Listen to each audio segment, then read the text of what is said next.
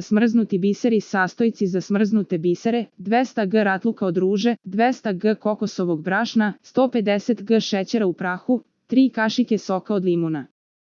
Smrznuti biseri se priprema na sledeći način: ratluk sitno iseckati pa ga malo ugnječiti viljuškom. Dodati kokosovo brašno i šećer u prahu i sve dobro umesiti rukama.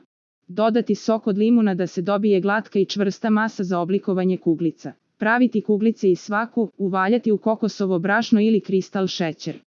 Pre služenja staviti u papirne korpice i držati u frižideru da se stegnu.